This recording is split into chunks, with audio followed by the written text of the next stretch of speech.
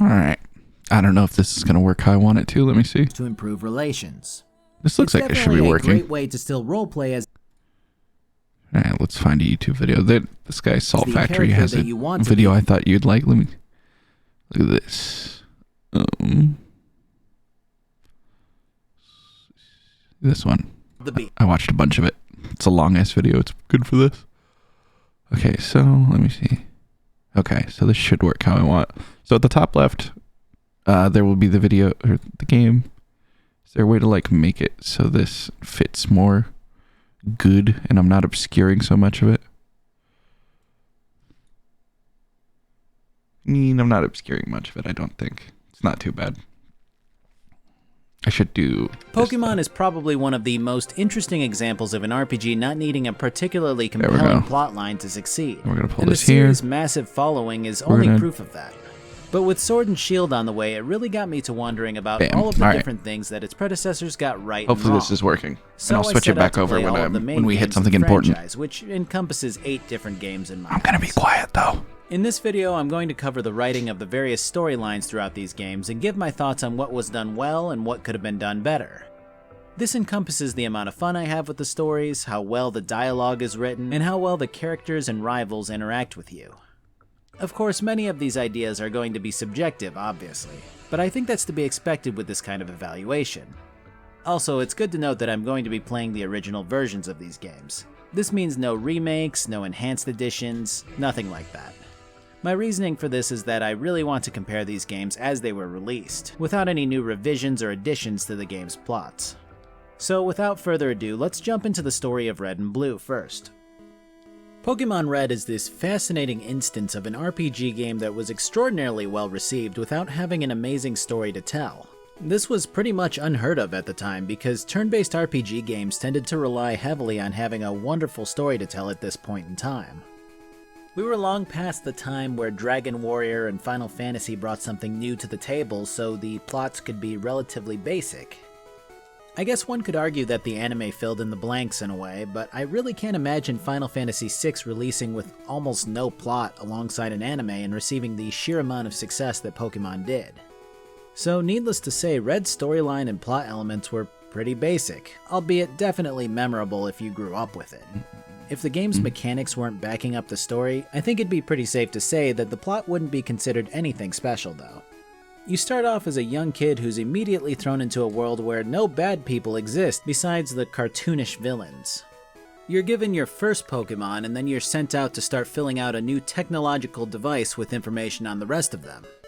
It's pretty easy to go on about how the adults don't care if a young kid runs off into a world of monsters to capture them and use them as war machines to fight other monsters in these games, but applying any sort of real-world logic at this point is an exercise in futility.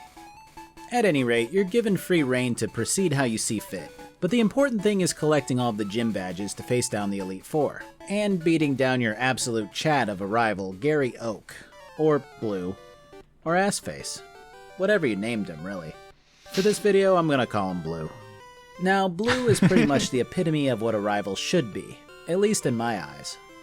As much as it's easy to roll with his anime presentation of being a completely smug asshole, he tends to give the player a lot more advice on how to proceed rather than just throw a fit about his loss. That's right, loser, and it's right inside this Pokeball. And it goes beyond that, really.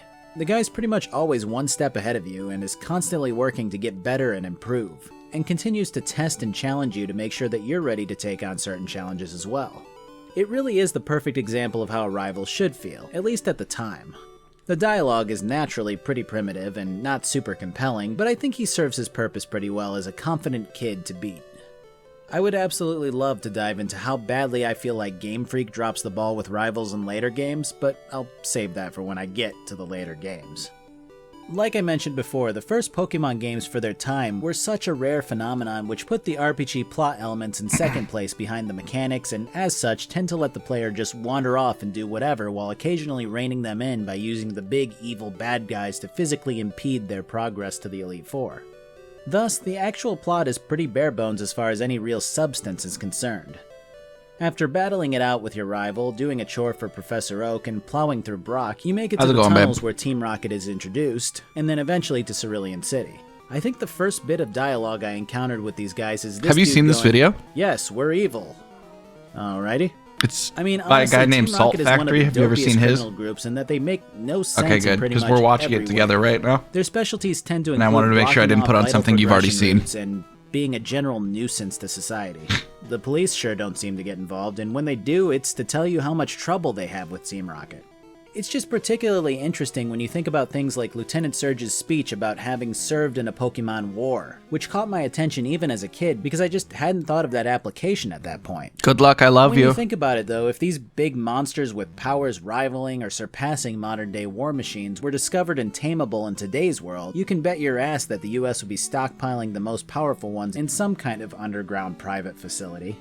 And when you start to consider the government organization of a war as a possibility, it makes the whole Team Rocket part of the storyline even more ridiculous in just how inept both they and the police force are.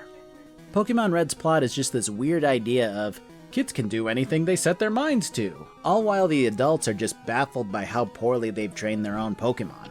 Of course, there are some awesome settings like Lavender Town and the Pokemon Tower, and all of the cool ideas that flow out of those concepts. My question concerning all of this is the idea of the Sylph Scope, which allows these previously intangible ghost Pokemon to become able to be seen and battled and captured. The way that you have to infiltrate the Team Rocket HQ to get this seemingly proprietary piece of technology in order to even view these 3 ghosts in the game is really distracting when you consider the amount of ghost-type trainers in the game, including Agatha of the Elite Four. Now, I suppose you could spin this in the other direction and say, well, these trainers are all mediums and very in tune with the ghosts around them through extensive practice, which is a fine headcanon to work with, but it also begs the question of what the average trainer sees when a ghost-type Pokemon pops out from one of these medium trainers. And that's the main issue concerning speculation with these earlier Pokemon games. These answers weren't there because it was just how a lot of these games were back then. I'm sure there's even staunch support for that make up your own answer mentality from some groups out there. Team Rocket is holding hostage the old man, who's in turn holding hostage the Poke Flute, which is used to get further into the game. Oh, that's a But big in boy. order to even get that far without a Pokédoll, you need the Sylph Scope from Rocket's hideout. My biggest issue is how dumb Team Rocket is in their response to one kid SWAT teaming their base of operations. They give out vital information when they lose, they fumble key items onto the ground, they're just useless in about every single way. This trend unfortunately follows the series for a long time, and it's really bothersome as an adult replaying these games, because as a kid I didn't care, and I actually thought that Giovanni was somewhat intimidating.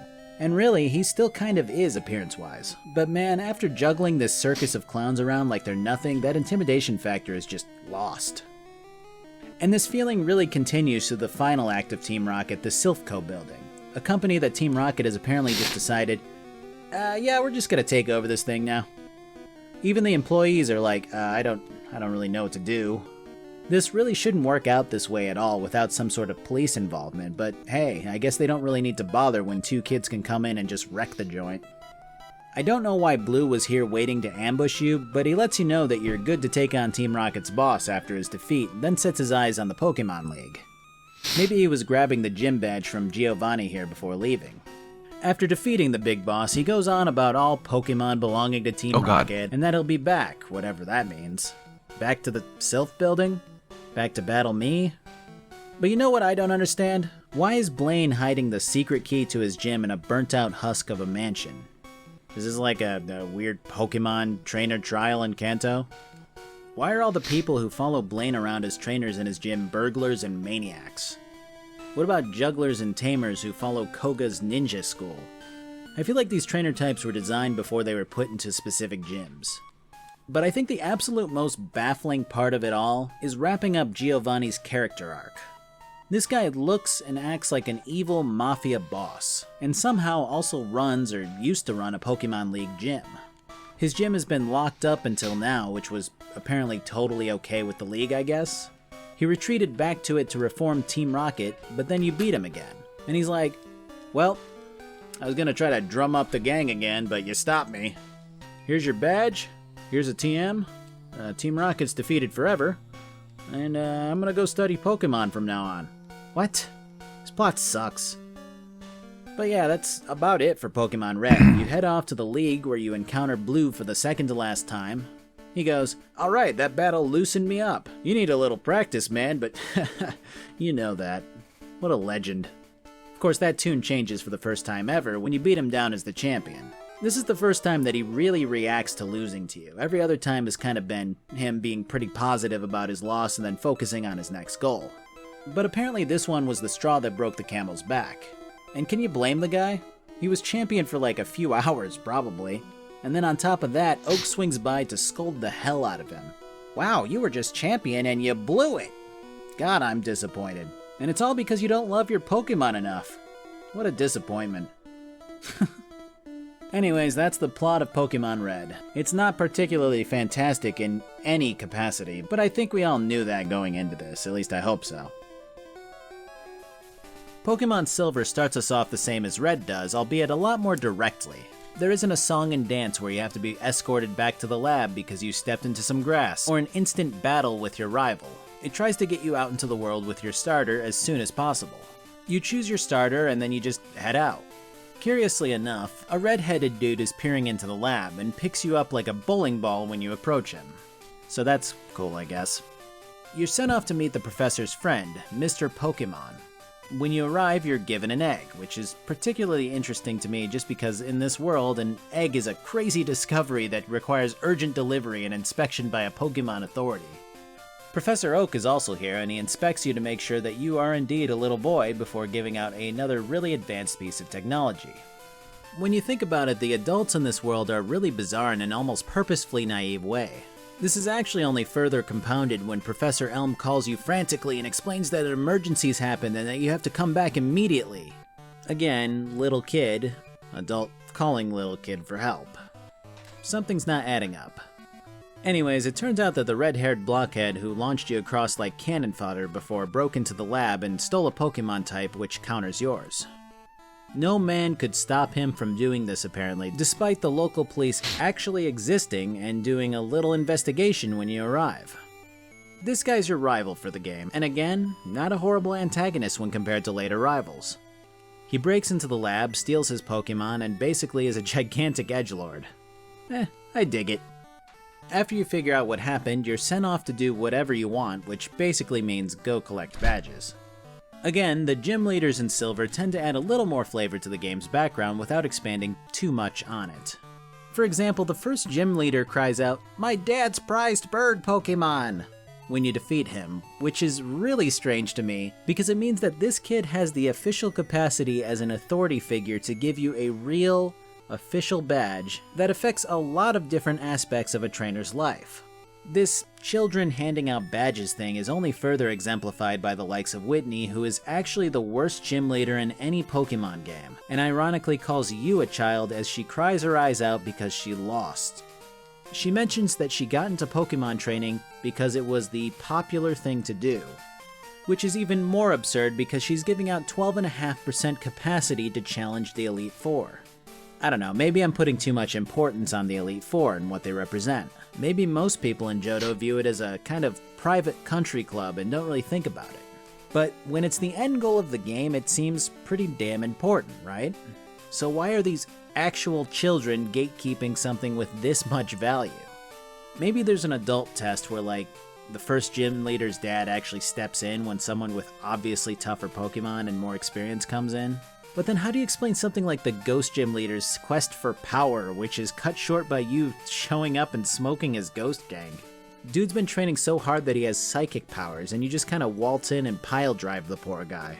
He even concedes to you that you've seen more than him, which just doesn't add up.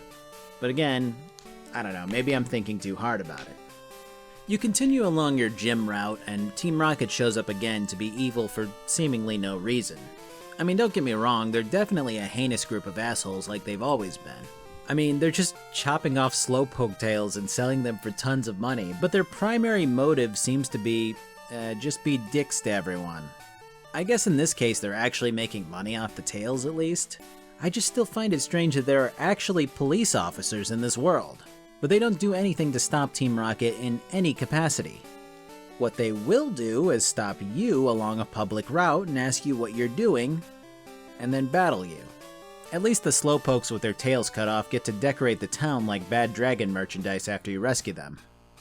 As you move along, the main legendary Pokemon of the game is mentioned repeatedly as protecting everything, even though nobody seems to know what it is or what it's called. I know that's a decision to preserve the mystery in a way, but you have to realize that you threw the damn thing on one of the covers of these games, right? Especially when you have a guy in the Tin Tower sitting there telling you that you need a rainbow wing to get the Pokemon to appear. Although the cooler mystery here is the 3 legendary dogs that reside in the burned tower and run off when you get to them. It's a curious contrast between hearing all about a legendary Pokemon and what it stands for before meeting it, or just leaving it completely mysterious and giving the player minimal knowledge about it. I think I actually just like discovering a legendary with an overworld sprite rather than knowing everything about it ahead of time, even if that isn't really pertinent to writing a good story. From here, it's a bit more Team Rocket interference in which they mug you for 1,000 Pokemon Fun Bucks and force Magikarp to evolve. You meet up with Lance from the previous game and go to deliver some street justice unto these jackasses. Starting with old Lance here hyper beaming this dude and then tossing this guy aside like he's trying to capture a Pokemon with his body. There's a lot of tossing people in this game.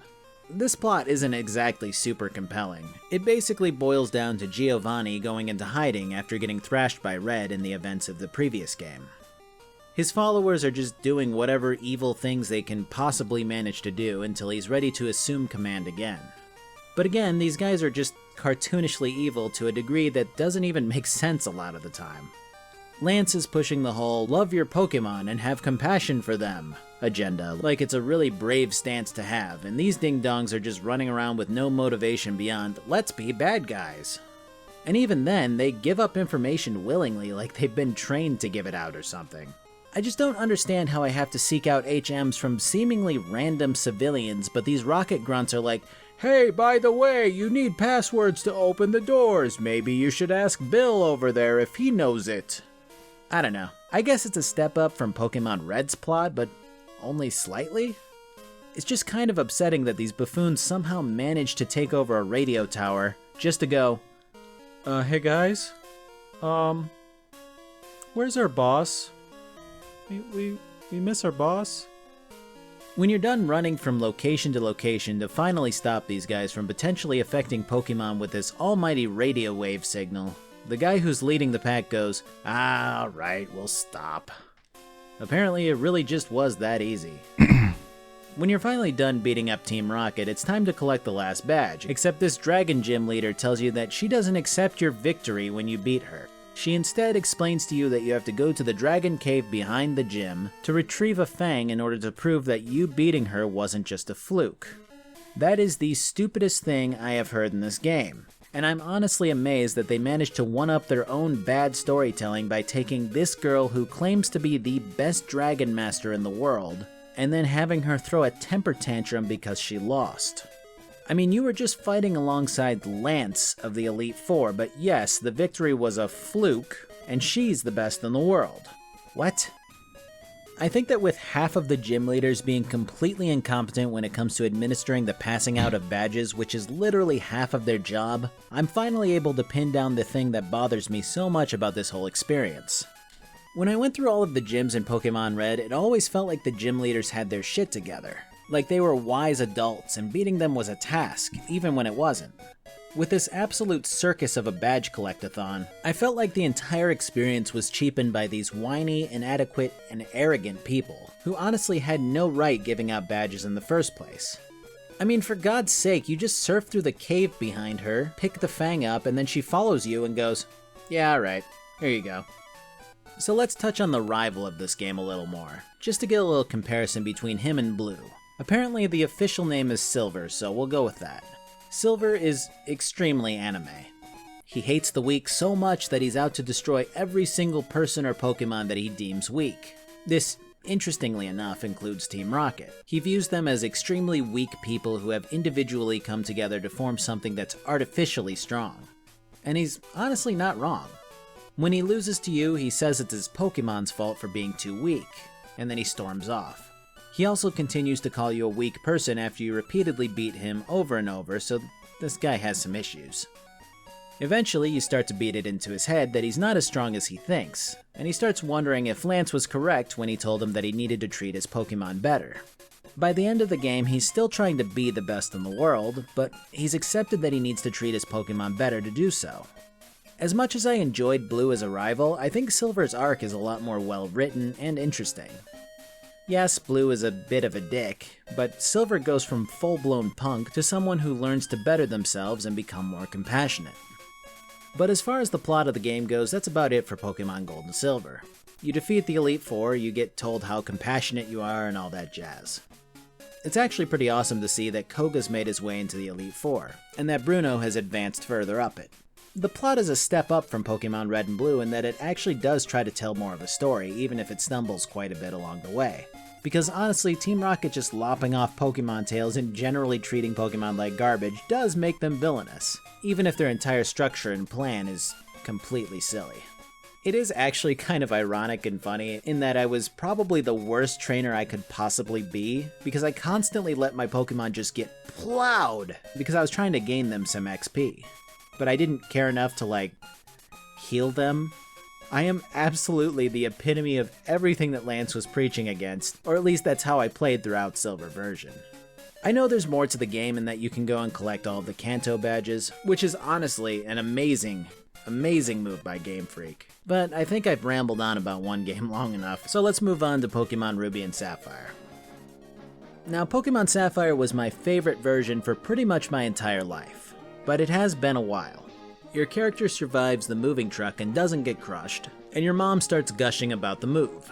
This game actually feels like it's going to have a bit more of a plot element to it over the previous games, as she goes on about your father actually existing as a hotshot Pokemon trainer of sorts. The plot element is only further exemplified when you have to go meet Professor Birch's daughter before you can proceed. I mean, she's kind of written like a cardboard cutout, but hey, they're trying. I was hoping that you would be nice, Salt, and that we could be friends. Oh, this is silly, isn't it? I've just met you, Salt. She runs off to help her dad and promptly teleports to a different route right as her father gets mauled by a wild Pokemon. The infamous Pokemon professor could not apparently handle a level 2 Puchena and didn't think to maybe have a Pokemon of his own to help him out with his studies. Afterwards, you're sent to look for his daughter, who promptly battles you. You both run back to Birch, who makes sure that you're below age to give you a Pokedex, and then sends you out into the wild to protect more roaming professors and their research endeavors. So after running your way over to Petalburg, you find out that your dad is indeed a gym leader. I like this concept a lot, because the game not only shows you as having a dad for once, but it also makes him seem pretty important, and even lets you challenge him sometime down the line. That's a pretty great decision too, because it would be kind of anticlimactic to just destroy your dad right off the bat. The rival also decides to introduce Wally at this point. Wally is, he exists, I guess. He's a secondary rival of sorts? I don't know. He starts off as a kid who has zero experience with Pokemon, which of course is the perfect way for the game to give you yet another tutorial by having you watch him catch a Pokemon. You're then told to go collect all the badges, as always. As you're making your way through the regulation Big Bug Forest, you run into some research executive who's just been kinda goofing off. He's then pursued by a member of Team Aqua or Magma, depending on which version you're playing. The grunt goes on about the guy handing over some research papers, and the executive sort of hides behind the child and asks for assistance. You thrash the guy, and of course he makes an allusion towards what they're up to next by telling you that they're planning something in Rustboro for some reason. Nothing really spells evil like telling people where you're doing evil things at. At any rate, I find myself at the first gym facing another young and fresh out of school gym leader. I guess I'm still trying to wrap my head around the gym system in these games. And it might just be region to region, because Brock seems to be an older dude with a wealth of experience in comparison to the average kids and young adults that are running around. And yet these next two games' first gym leaders are younger and basically say that they're either using their dad's Pokemon or they're fresh out of school. So I guess in theory it's totally realistic for someone to just roll in with a level 40 Spinda and steamroll this poor girl's Geodude into granite. After you collect your badge, you witness the guy that you beat before run off with the thing that he actually managed to steal. Apparently both cell phones and the police don't exist in Hone, because this guy ran into an office building full of people armed with nothing but a 1.5 foot tall pupper and stole some important goods. When you chase him down, he also apparently has taken a bird hostage. I don't know either, but it is impressive. I mean, a winged creature can probably just, go higher. and he's holding it at dog point, I guess. Weird. Well, it doesn't really pan out for him because I don't really care about hostages, and he gives the goods and the bird back. You're rewarded with another Great Ball from the Great Ball God for your efforts. The executive then takes you to the top of the office building that he works at to meet his president, who sends you on a couple of errands in exchange for a map. A map. The thing that they just give out in other games for free 99. Boy, child labor sure is cool. At least he actually gives you one of the best items in the game when you return. Upon arriving in Dewford, I make my way through the fighting gym, where the leader makes a bunch of references to water for some reason. I'm not entirely sure why either. Maybe he just wanted to be a water gym leader. You then deliver a letter to Steven, who's at the back of a cave, and he tells you how you're destined to be great and all that. From here, you set sail to Slateport, where a flock of Team Aqua members are hanging outside of the museum until you find a specific person and talk to him. They tell you the captain that you're trying to deliver the goods to is elsewhere, and then all of the Team Aqua grunts manage to get inside the museum. This is funny to me because this gang of dopey evildoers basically just all got in line, paid the entry fee, and then waited around the museum for you to show up to hand off the goods to the captain. After defeating them, their boss arrives to berate them. "You simps are being held up by a mere child?" he asks, as he then proceeds to not fight you and leave you with the parts that they came here for. Man, Game Freak writes some fascinatingly simple characters. Anyways, old Archie goes on to tell you that Team Aqua's goals are basically to expand the ocean. Like, less land, more ocean. Okay.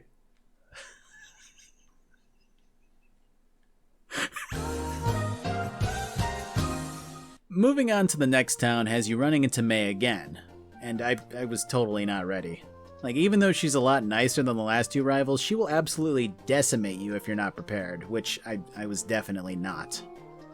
It's also worth noting here that there is a man who 100% has lost children in his basement, which he has deemed the Trick House. I found no means of calling the police to report this, but he did give me candy for managing to make it through his house of tricks. Alright, we've hit what is probably the mini-boss. So let's see. Do a little scene transition here. I can't tell if that actually worked. When I click between these, does it actually change? I guess I have no idea. Maybe you just haven't been watching this shit the whole time. Who knows? There's that. Now I have to turn the volume back up on Persona. Alright, hopefully all this is working correctly. It's my first time, please be gentle. I'm turning on the lights, okay? Ah! Whoa. Oh, is it just gonna be me fighting a mini-boss? One enemy ambushed you! Hang in there! Oh boy. Oh, immediately gonna just fucking wreck me. Oh, Kanji! That was super cool! Let's see if I can do something about that, actually.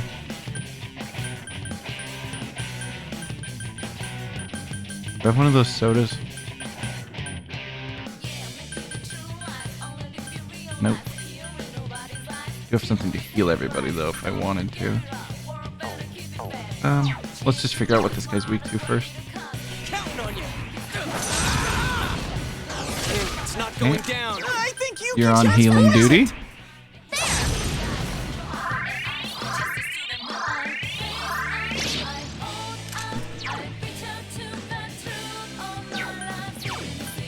Let's try ice really quick, and then we'll switch back to my good Persona.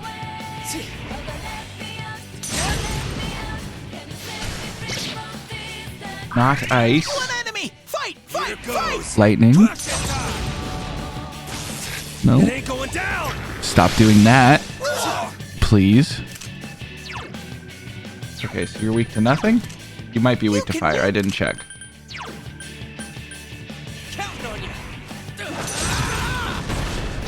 Missing. I think Yuki-chan's poisoned! I can't afford to check at the moment. I'll see if I have a firecracker or something.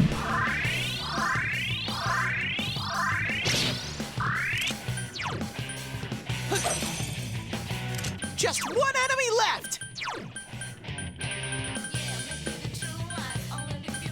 I don't? I don't have any way to hit it with fire? Are you kidding me? Oh. Alright. Hammering. Miss. Yep. Yosuke's all poisoned. Here goes. Persona! There we go. Damn, couldn't finish it. I mean, if this is what the whole boss fight is, I don't think I can lose, but it's annoying. Throw down. Someone else's turn. One enemy. Fight, fight, fight.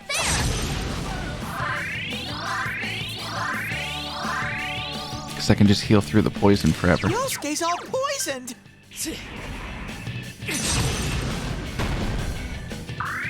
Just one Here enemy goes. left. Persona! Damn, couldn't finish it. Nice.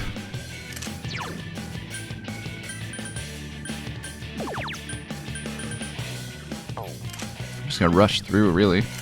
Oh, I didn't mean to attack with Yukiko. Oh, my downfall. Yep, Kanji's poisoned. One enemy. Here Fight, goes. fight, fight. Persona! Damn, couldn't Mind Slice. Oh, thank God. Yuki-chan, that was lovely. The good thing about the Ares persona that I have is he resists physical damage, which just means that I take half damage from anything that's not magic, and most things are not magic. It's really, really broken. Crit? Give me a crit. Or just miss, you know, that's cool too. I really wasn't, you know, anything's fine. lay down and die already. Well, this is the easiest mini boss ever. Someone else's turn.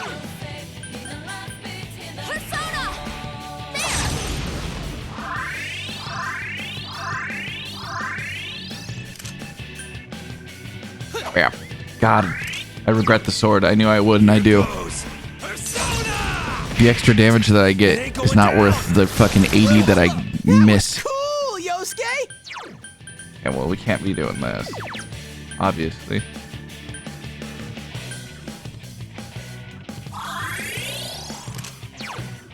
Let me see if you're weak to fucking fire. He's gonna be, and this will all have been a waste of time. Yep, I'm fucking heartbroken. Oh, it was all a waste of time. I could have been killing him. The one thing that I didn't try, of course.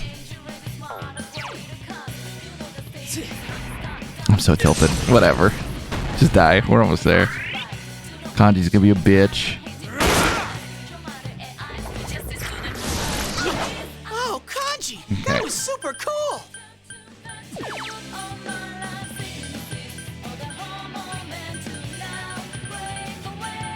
Why is fucking my lady turned against me? That's annoying.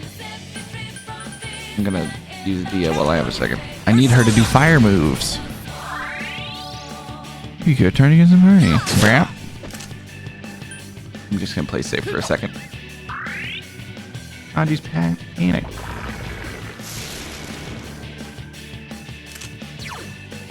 Counting on you.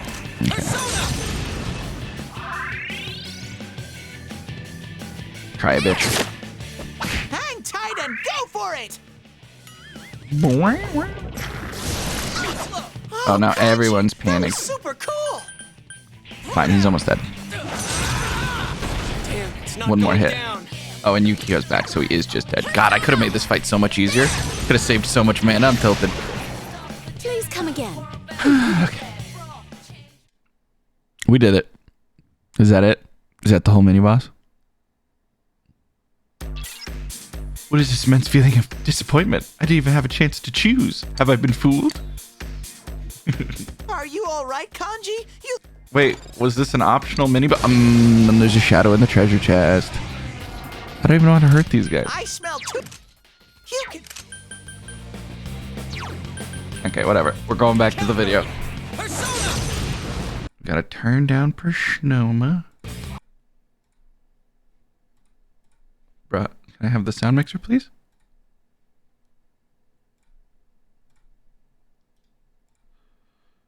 Whoop. And then we have to go to this scene. Play. Go. So that's cool, I guess. After that, we find Wally standing outside of the third gym with his level 16 Ralts.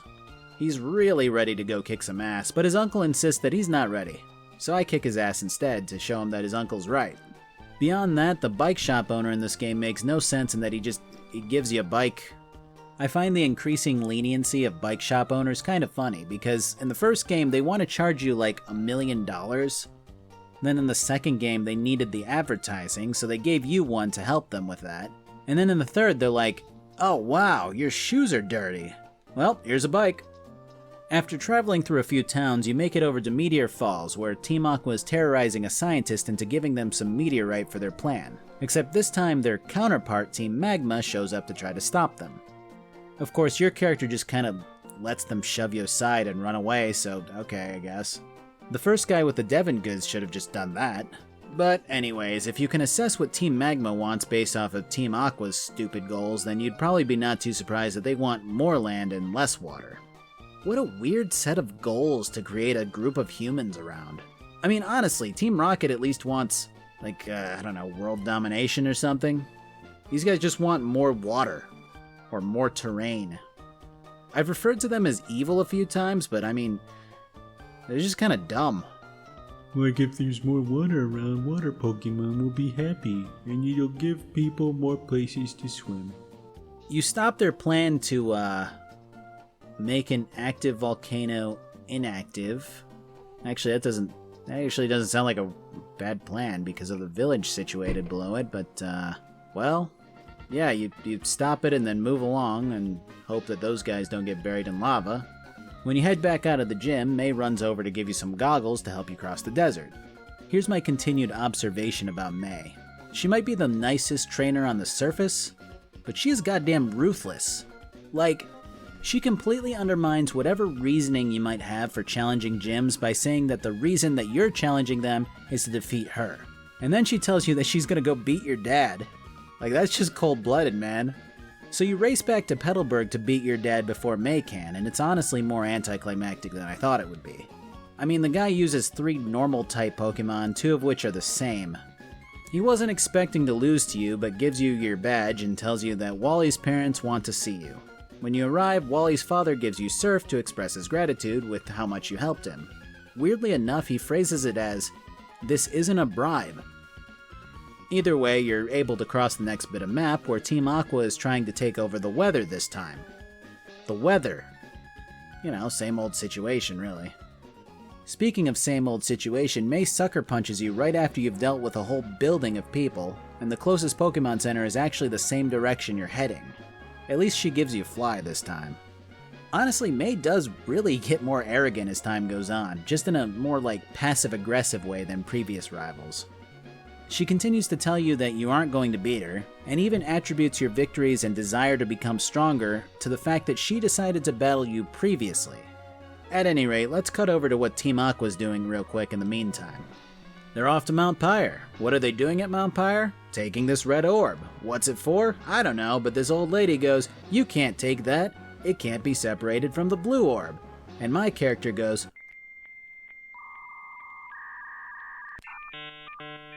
fortunately, Team Aqua always tells you what they're up to. Or will you follow us to our secret base in Lily Cove City, located off of Exit 8? If you see the Whalmer line, just head northwest. This chase continues through the next couple of areas, and you always know where Team Aqua's at because they keep telling you, but you gotta find the means of getting to them. This involves getting the next gym badge and then visiting Steven again, who gives you yet another useful item. When you finally catch up to Team Aqua, Archie is somehow astonished that you beat him again, before he unveils the orb that he stole to awaken the ancient Pokemon Kyogre.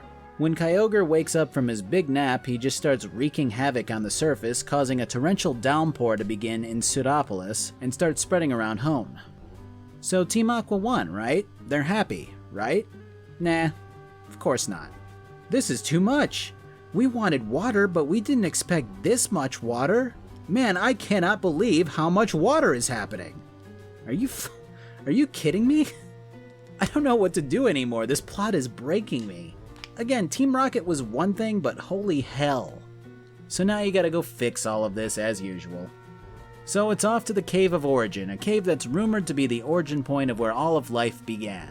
You're led over to it by the 8th gym leader and Steven, who send you in after noting that you have the blue orb from before. You face down the mighty ancient Pokemon in an actually pretty damn cool battle.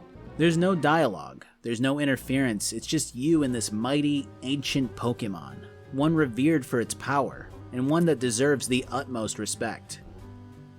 So after blinding the ever-living hell out of it, we stuffed Kyogre into an Ultra Ball and gave it a cute nickname. That's a naughty boy. When you pop out of the cave, that's it. I legitimately expected Team Aqua and Magma to be standing around with Wallace and Steven.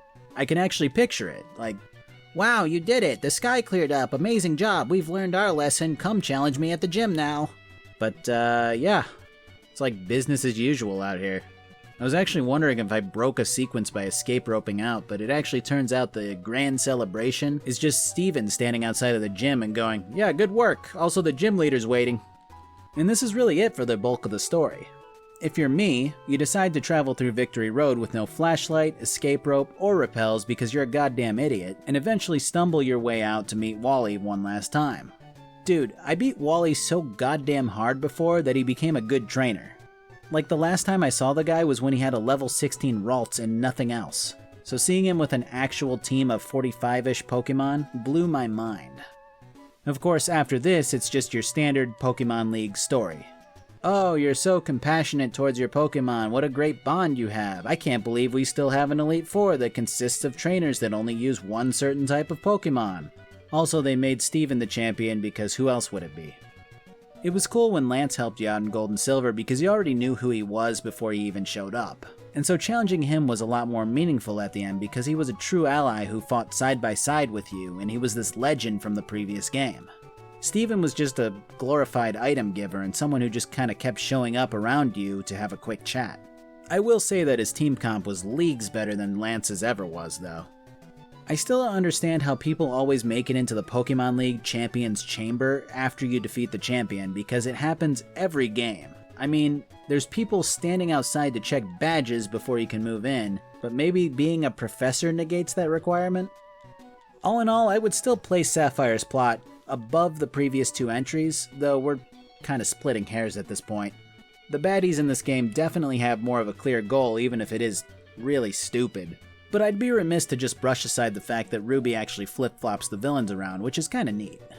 As hard as I was on the game's storytelling, it does do better than the last two games, which is always nice. May as a rival is probably the weakest in terms of how she was written, just because she doesn't really have a character arc. She just kinda does what she's always been doing. I'd argue that Wally has more ambition and ends up being someone to compete with, and May was more of a researcher who would occasionally show up to spar with you. I think it would have been a lot more interesting if Wally had appeared more in the middle, and basically took over May's battles instead. Next up to the plate is Pokemon Diamond and Pearl, the first of the Nintendo DS games in the series. This guy's name is Rowan. Guess what the people call him? The Pokemon Professor. What an honor. Anyways, you start off in this game by watching a news report documentary thing about the raging red Gyarados, which gets your friend here all riled up and ready to go spot something like that in the local lake.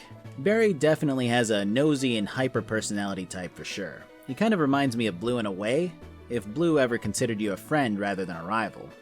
So you're off to waddle your way to the lake in a miniature human centipede form. Man, technology's really advanced. Visiting the lake is the Pokemon Professor and his sidekick, Anime Girl. Both of them are forgetful in the fact that they just leave this briefcase full of stuff in the tall grass. Well, old Baroids here wants to check that out, but your character silently warns him of the dangers of being in tall grass. He assures you that nothing's gonna happen, and you two go check it out. Well, the birdemic occurs, and two Starlies come flying in at the speed of sound, because apparently Starlies are carnivorous or overly protective, or just kind of assholes like Canadian geese. Anyways, the girl from before comes back to get the case, finds out that you two have liberated a couple of Pokemon from inside, and then leaves off in a huff.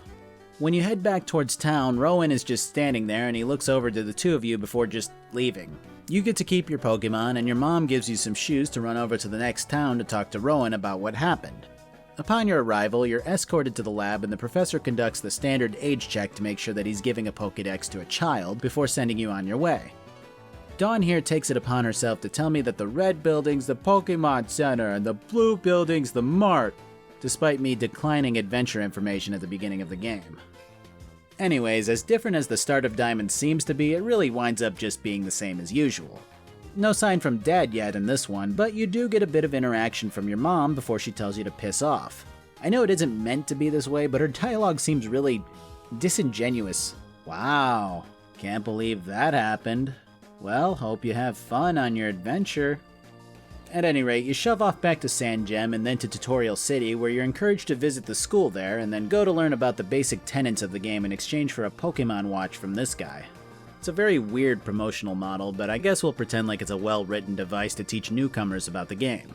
Next, you move on to a real city that has a gym, and the gym leader just left.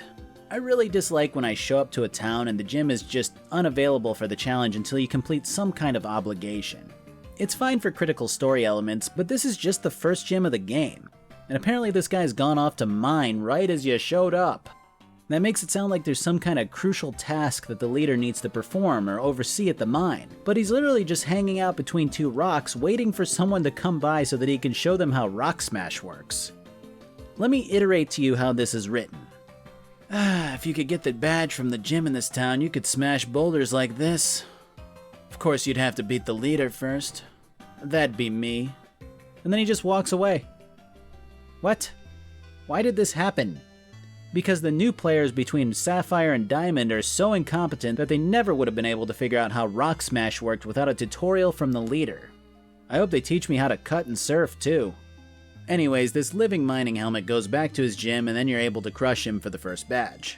This guy's just amazed that he got beaten by someone with 0 badges even though it's literally half of his job. So it's time to meet the latest iteration of Team Rocket, Team Galactic.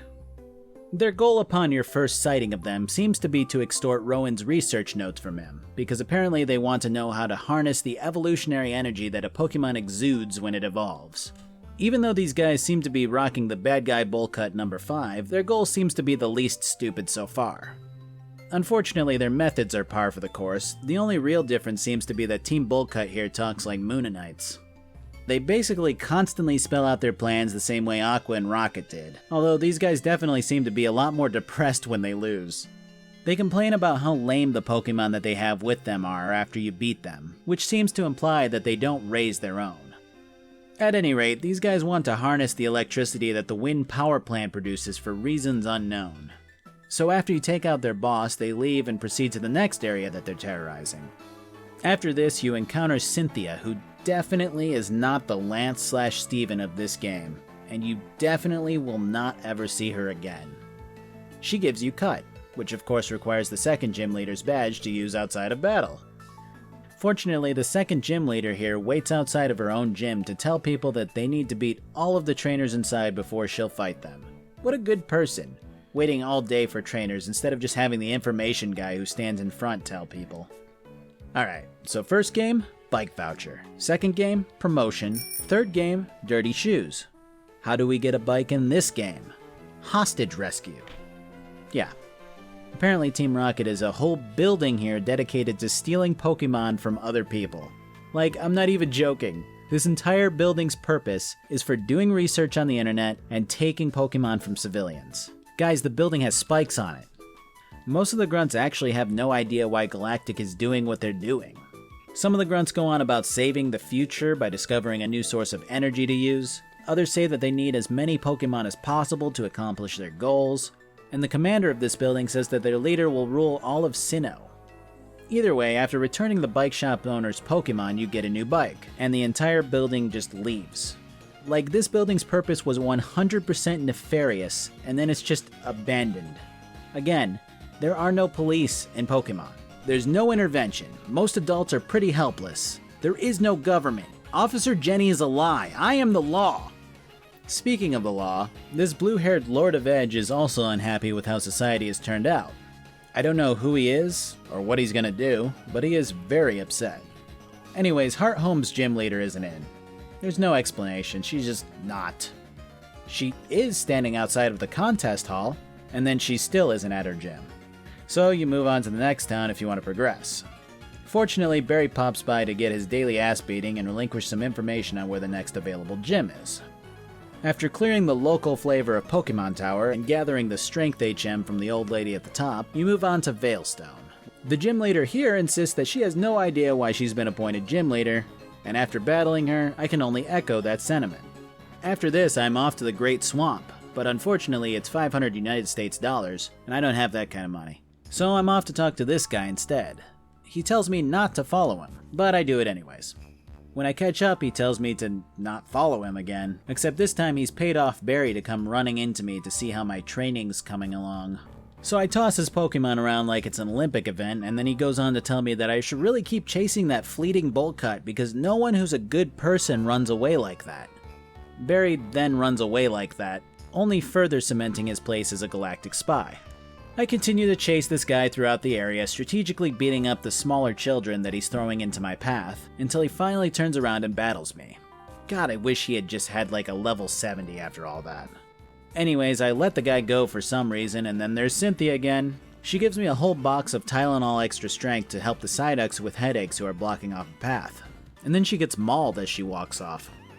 That was weird, but at least that's the last time I know that I'll see her. After administering the warm milk and cookies to the Psyduck squad, they bumble off as Cynthia rolls up for the last time ever to give you something to give her grandmother. I assume she can fly, but apparently she just does not want to talk to her grandmother. So I go to do that for her, and her grandma tells me that there's a man in the middle of town just loudly proclaiming that he's going to blow it up with a bomb. No one's doing anything about this. So I go do something about it, and he just leaves, I guess. Shortly after this, you get a little insight about the origin of the Sinnoh region, and the idea that a Pokemon god existed long ago, with 3 other Pokemon opposing the god to keep the world at balance, or something like that.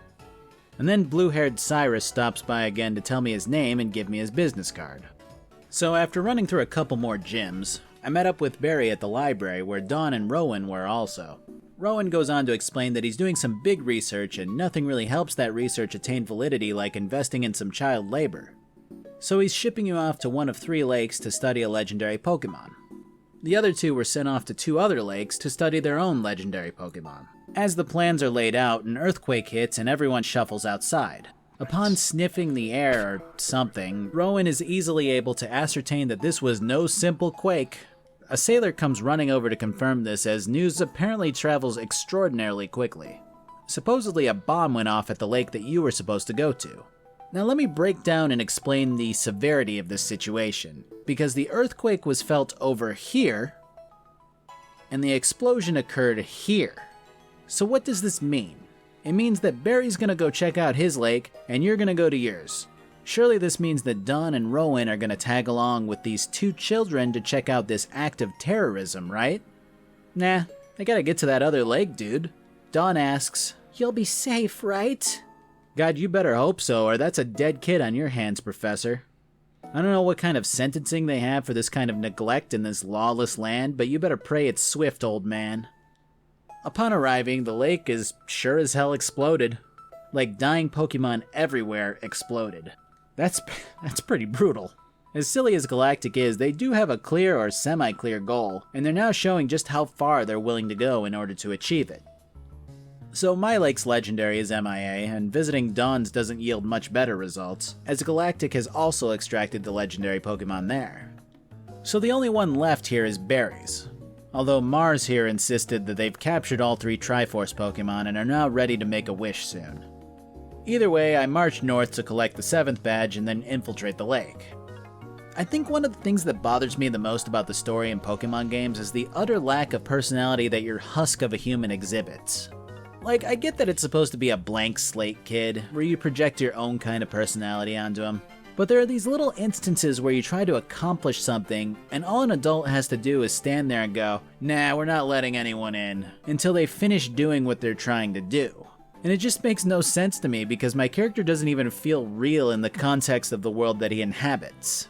He just feels like a drone. I don't know, at the end of the day it's just a plot for a Pokemon game, but I just feel like it wouldn't take a large amount of effort to make the story make just a little more sense. I mean, you're making me play through it, why not make it a little more believable? Anyways, I grab my badge, then I'm allowed back into the lake, where one of Galactic's commanders has filled in for my shift of beating Barry's ass. As Mars said, it is too late for me to do anything, because this elaborate blockade of 2 grunts has really put a kink in my rescue operation. So I head back to Veilstone to take on the criminal enterprise that is Team Galactic. The boss of Team Galactic gives me a Master Ball because he's surrendered his emotions as well as his brain cells. You may be trying to stop me from achieving my goals, but I feel nothing, and therefore the part where you beat me means nothing. Also, you can free those legendary Pokemon we kidnapped. The rest of Team Galactic may use Pokemon as tools, but I instead make their power my own. I don't know what that means, but I can only imagine that he's absorbing their power to become some kind of ultimate JoJo character. Sega Saturn doesn't know what his boss is up to either, because he at least questions why he would let you roam free and release the Pokemon. Either way, the Pokemon are freed, but Saturn tells you that Cyrus is now on his way to Mount Coronet to do something with the power he extracted from the former enslaved Pokemon. So I hiked back up the mountain and took on more bowl cuts than I cared to count, till I finally made it to the summit. Are you ready for this? So this guy frees Dialga, basically the god of time who helped in the creation of Sinnoh. The 3 Pokemon of the lakes were the ones that kept Dialga in check. Sure. It's the whole reason that Team Galactic enslaved them to harness their power. Cyrus here wants to destroy the world and create a new one in which he is the god and ruler of. Okay, bye. So we basically reached Kefka levels of villainy. But the execution might be the worst that I've ever seen. Because you build this guy up as an evil dude who wants everything to start over, with him as the leader. You've called it a poor time, Natalie. Yes, go ahead and free the 3 Pokemon who kept God in check. Also, here's a Master Ball to help you catch God. What? What's happening? Why have the 3 Pokemon you freed come to help you? So yeah, Cyrus wants to fight again because I've taught him to feel the emotion of anger. But this time all of his Pokemon have evolved. For someone who doesn't care about anything, including Pokemon, his Golbat sure liked him enough to evolve into Crobat. Anyways, he loses and then leaves after saying that he will become God one day. Yeah, it's nothing to worry about, better let him go. Dawn and Rowan make their way up the mountain to tell me that Dialga seems upset, maybe even sad because of the circumstances that it was pulled into by Team Galactic. Dawn tells me that Dialga seems like it's waiting for me specifically, and then I have to give it everything I've got. I like to imagine that my character nodded, and then slowly turned around, walking towards this monster, this god of a Pokemon, before chucking a Master Ball at it. Good thing that Cyrus guy didn't need a Master Ball for anything. After this, Rowan tells me how he's never been more thrilled in his life than when I fired off a 100% catch rate ball at a god. No, that's not And Dawn tells me how brave Rowan was for coming up to the top of a mountain to cheer for me, a fellow child, while I engaged a crime boss and god in potential world-ending combat. What a brave guy, that Professor Rowan. So I think we're about ready to wrap up this whole thing. But before we take on the Elite Four, we need to take on the 8th gym leader first. Apparently he's been a bit upset and bored because he keeps beating all of the challengers at his gym easily. You're told this by one of the Elite Four members who happens to be in the town. This guy is goddamn annoying. All you had to do was tell me once, but then he repeats that he really wants me to show the leader a good fight like 3 times for whatever reason. Whoa there, Hotshot, you're a tough guy. You're a big tough guy. You need to take on the gym leader here, Hotshot. You gotta blow his dick off, haha, with your Pokemon, whoa. So you do just that, and actually meet up with Jasmine, one of the old leaders from Gold and Silver. It's always nice seeing callbacks to older Pokemon versions, I enjoy that a lot. It's pretty much the same ending as always from here, although Barry comes around for one last ass-kicking as a warm-up for the Elite Four. And surprisingly enough, in a twist that even M. Night Shyamalan couldn't pull off, Cynthia is the champion of the Pokemon League. Wow, you're really branching out with these storylines, huh, Game Freak? But yeah, I get complimented about how caring I am as a trainer and what a brilliant tactician I am, when the reality is that I basically ran my Pokemon headfirst into a wall until they passed out and barely scraped by. The worst professor in the series so far somehow smuggles himself into the Champions Chamber like every other game, except this time he's welcomed into the last room like he's Professor Oak. And that's it for Diamond's story. Really not a strong showing at all. Again, these stories are pretty goddamn close to each other in how good or bad they are.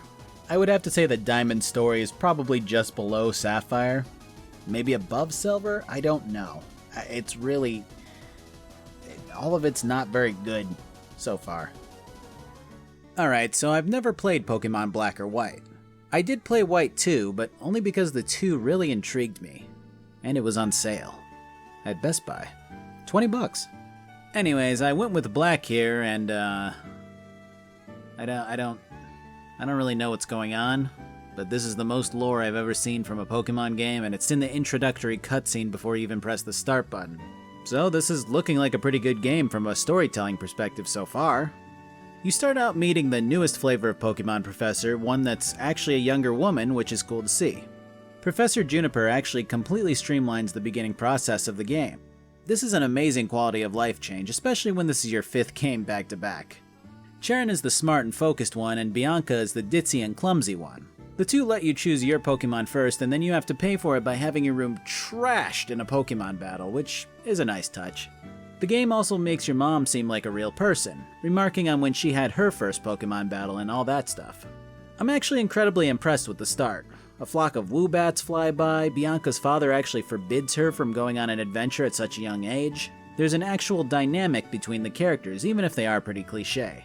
You have the smartass who calls out everything before the professor can finish, and the clueless one that is here to help explain things to the player through her. It's not like I'm reading the musings of Hemingway, but it is a welcome change for the better.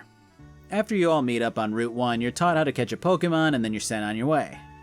First, you have to have a little contest to see who has the most Pokemon by the end of this tiny route. The top number seems to be 3, so I catch 2 soon-to-be deposited fluff dogs and win the contest. I got nothing for it. The primary means of mobile communication seems to be in the form of a phone that always has a video feed, at least I think. After you're taught about Pokemon Centers, the game's villains make themselves known already. But here's the thing so far, they don't actually seem like villains, at least not yet. In fact, the only thing that informs you that they're the group that you'll likely be facing down is the fact that they're called Team Plasma, and the music that plays as the guy in charge makes his speech. Ghetsis here gathers a bunch of people in town and basically says that it's wrong for Pokemon to be enslaved in Pokeballs, and that they will never be equal as long as humans use them the way that they do. This is literally the most compelling and realistic argument I've ever heard from a group of Pokemon villains yet. Then they just pack up and leave, it's all they do. There's no evil, hostile takeover, there's no demanding for people to hand over their Pokemon, there's no world domination proclamations, it's just a speech and marching away. Shortly after, a kid in the crowd approaches you and your friend and claims that he can hear your Pokemon speak. No one knows what that means exactly, but the guy's name is a letter, so he's probably a weirdo. Also, his hair color is almost identical to Ghetsis, who was giving the speech earlier, so even though the game is getting a lot of points for a cohesive plot, that foreseeable twist is pretty weak.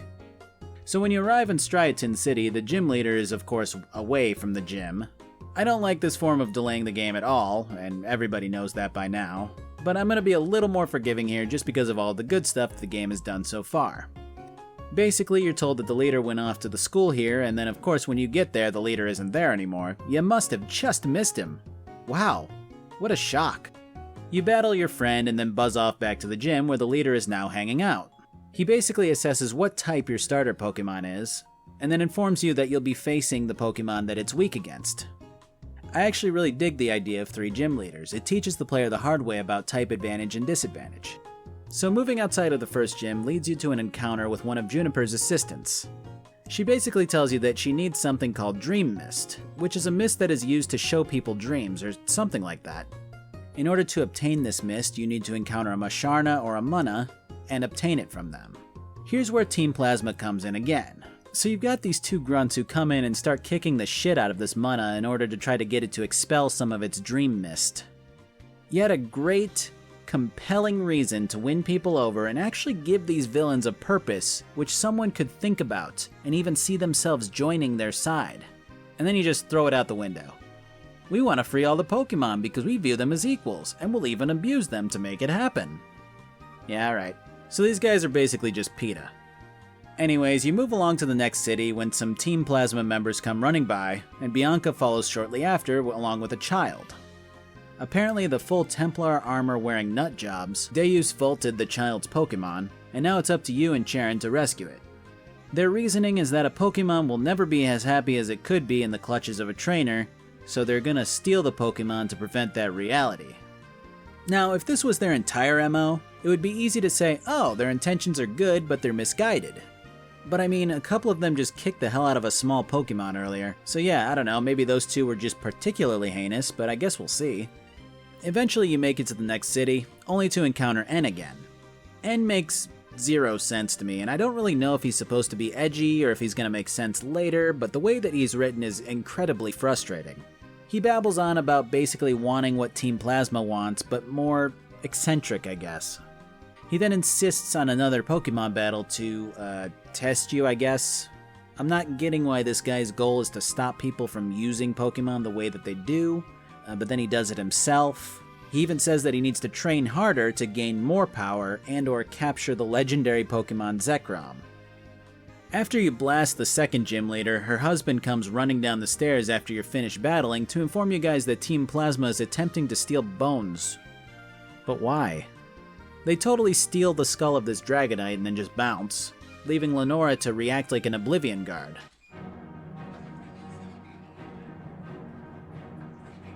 What's going on? Yeah, I don't know. I feel like I was pretty easily impressed by the plot and ideas in Pokemon Black because they seemed like they were more thought out than previous entries. But honestly, this plot is already wearing thin. I mean, at the end of the day, Plasma is still a group of Pokemon villains, and that basically means that no matter how much they doll up the storyline ideas, there's still going to be a bunch of little instances of, wait, how did they do that? Or, why did they do that? Basically, a visiting gym leader meets up with Lenora, and she fills him in on the stolen skull, and the two pursue Plasma into the woods, and it's just a big goose chase that has you fighting the same kind of grunts that you've been fighting in previous games, while they say the same type of things. You're a kid, you can't beat me. I'm just stalling so the rest of us can get away. Of course, they don't get away because the guy with the skull is just standing in a forest clearing. After you retrieve the skull, a guy comes in and he looks more important. I'm back. And he introduces himself as one of the 7 sages of Team Plasma. Hopefully that didn't take too long. So We're already basically, on we're Zelda fucking now. black and white. He doesn't fight you yet because the guy who said he was going to wait at the exit decided to not do his job and follow you in after you did all of the work, and then the second gym leader comes in right after. The explanation after Team Plasma leaves is, boy, those guys were speedy, huh? I don't know, it's just hard to look past a lot of the silly stuff, even more so when the plot seems to be taking itself way more seriously than usual for a Pokemon game. Don't get me wrong, the dynamics between the gym leaders speaking to each other and having actual interests and interactions with others is definitely a great step in the right direction. But it's hard to dismiss stuff like, oh man, those guys were so fast. I mean, come on, just give them a flying Pokemon. That's like literally the easiest way for them to get away without it sounding goofy. Or write an actual feasible story and turn the person who snatched the skull into the police for once. Maybe he can escape at one point and become a character who actually matters and he tries to take his revenge, or something like that. What did catch my eye is the fact that Gorm basically says that Team Plasma won't tolerate your interference anymore despite 2 of these people being gym leaders. I don't know why that stood out to me, but it's almost as if he was implying indirectly that gym leaders have some sort of authority as law enforcement or something along those lines. Maybe he was just referring to their power though. He also mentions that Getsis is trying to win people over with words alone, but the rest of the sages are directly seizing Pokemon from people. Alright, we can finally move on to the next city and challenge the next gym. After talking to your friend who made it to the gym before you, you head on in and... It's happening again. It's making me do things before I can challenge the gym leaders again. My patience is just diminished with this storyline already, especially because it's literally the exact same thing that you just did before the last city. They stole a Pokemon. This time it was Bianca's. Oh no. You chase, you find them standing outside because that's really good hiding, and then eventually you retrieve Bianca's Pokemon. They also tell you pretty much the exact same thing as before. Ancient Dragon. Hero talks to Ancient Dragon. Unova is formed. Now they want to bring it back so they can reshape the world. Does this plot sound semi-familiar to you? Come on, dude, just some imagination. It's really all I ask for. At any rate, you clear them out, then head on over to the Honey Nut Cheerios gym to clear that out too. Then Bianca challenges you to a battle because someone told Game Freak to make sure that there was a mandatory minimum of 673 rival battles between gyms in this game. But wait, there's more! Charon wants to point his sweaty finger at you too before getting crushed in battle. Thankfully, after this is over, you can... What? Yes! Okay. I was going there already. But first, I gotta walk all the way back to the bottom of Big C City for a Pokemon healing fun time, and then all the way back up because my friends are assholes. Juniper stops me after the desert to give me Ultra Balls, Sharon goes to catch a new Pokemon, Bianca goes to look for a musical theater, I get a bike for beating Plasma members, then Bianca drags me against my will to the music theater to play dress up with my Pokemon. Then Bianca's dad comes to drag her away because he doesn't like his child of a daughter being off on her own on a potentially dangerous adventure. You know, kind of like a halfway decent concerned parent. I mean, it's not like she's an adult, but yeah, sure, this guy's a dick, I guess. In fact, we know he's a dick, because the gym leader of this town comes up and says, "Hey, you go on an adventure, little girl. It doesn't matter what your dad says. Also, I'm a model." Oh, well, if she's a model, well, what am I to say, huh?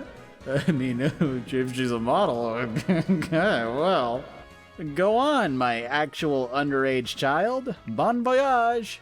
Honestly, though, there's really not a lot of dangerous stuff involved in becoming a renowned trainer anyways.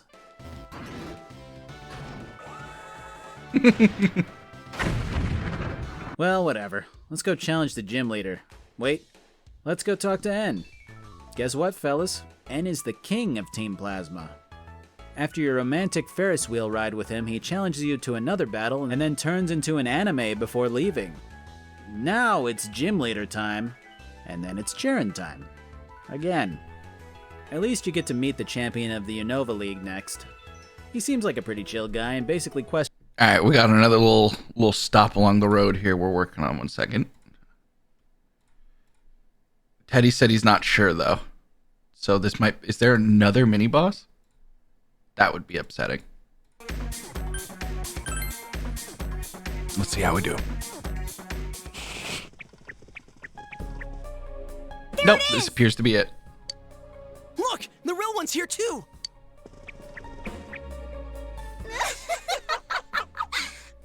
They're all watching. All eyes are on me now. Stop it. Oh, what's the matter? You want to show your stuff, don't you? How's this?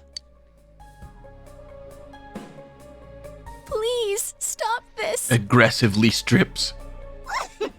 Oh, she wants me to stop. That's so funny. As if that's even close to what you're really thinking, you little skank. You're me, and obviously I'm you. No, that's not true. Come on, look. You can't tear your eyes away. This is me. This is who I really am. Not Rosette, the fake celebrity. Look at the girl right in front of you.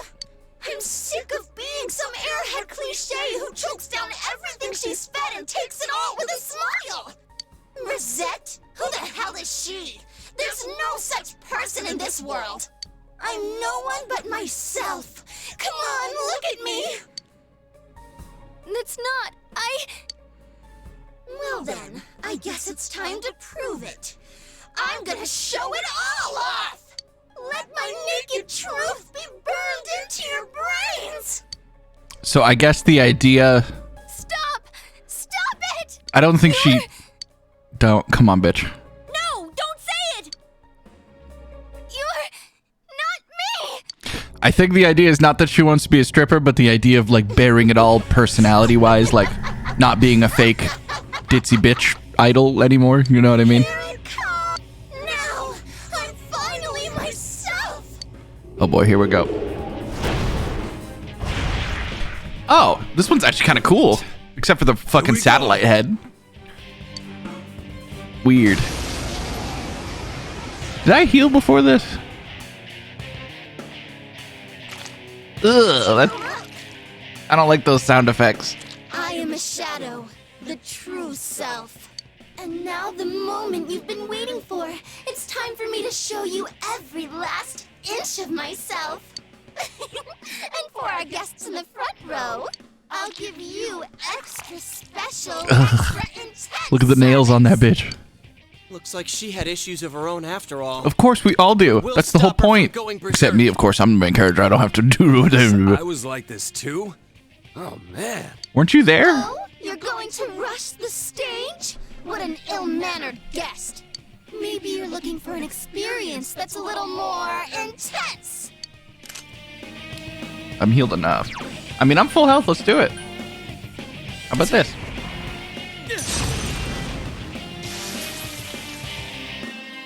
Did good damage. Now time to run the elemental gambit. Nope. It's over. Nope. Probably not. Nope. Oh, maybe ice? Okay, that was fine.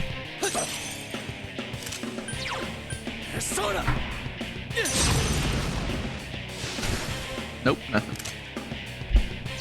I guess we'll just beat the shit out of you the old-fashioned way.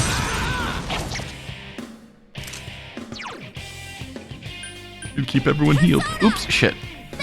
Well, that works actually. It's probably better. Medium or light 1 to 3 times. I don't know what's better. Oops. I don't like those sounds you make. Okay, I can't be Titania. I'm weak to her if I'm Titania. Don't murder me. It did 266. That's only because I switched to a persona that's weak to fire. That's so annoying. Alright, 1 second. This is going to be a really easy boss, I think. I mean, I say that every time, and then I get absolutely dick slapped, but hypothetically, in a perfect world, this boss should be pretty easy.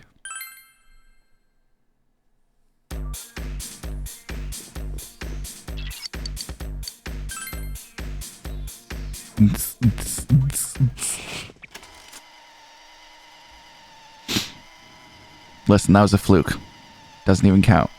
I think one of my guys knows red wall, but unfortunately I don't think anyone needs red wall because Chie's not in the party, so I don't really need to block fire. But we have to go through that whole conversation about gross sounds in frontline seats. Okay. We're gonna be Ares, and we're just gonna like assault dive you to death, I think. Oh, I crit! Not that that matters. It does matter. Why does it matter? They usually don't fall over even if you crit. Are physical attacks the weakness? Counting on you. Persona.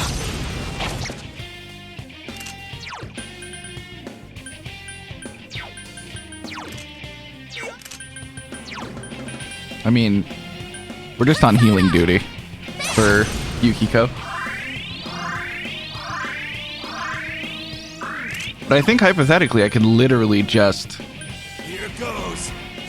mash through this. Unless the next phase that she has, which she almost assuredly will have, is like fucking completely different. Seems like the best way to go about it is just to mash. Yeah.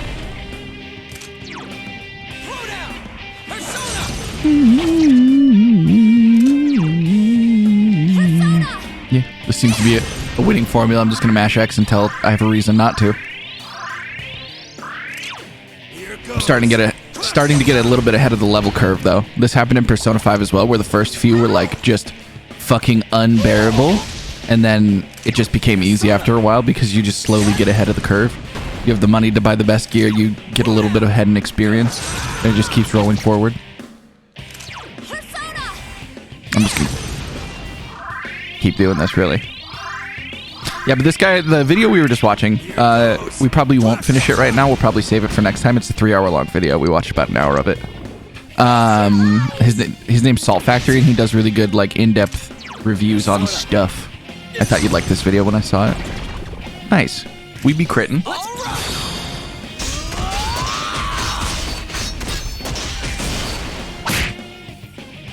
You do have a lot of health, though. And I have a feeling I'm going to get fucking dicked by something out of the blue that I didn't know existed, and it's going to irritate me. Probably should have just dioramaed my main character, but... Here goes. Mind Slice, there we go. Oh, well, missed everybody. So, I guess we'll take that. Crit. Okay, we're almost to the halfway point, which usually means they're going to do some big attack. Hopefully it doesn't fuck me here. Okay, good. I got to heal before at the very least.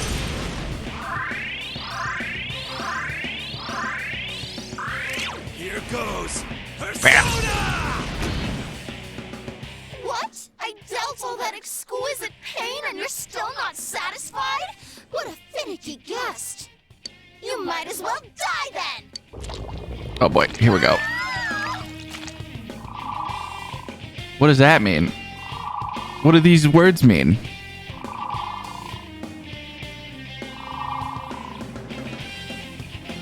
No touching allowed. Can I not do any damage now? Like, is this gonna do nothing? Does she resist it? Okay. What do I do? Okay.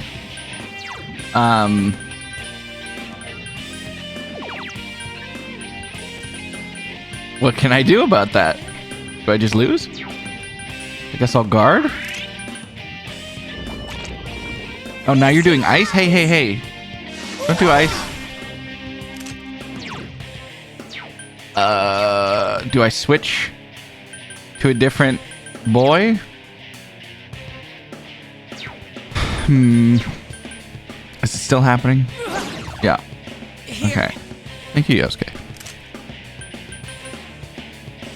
I'm gonna guard and hopefully it'll wear off after like 3 turns or something.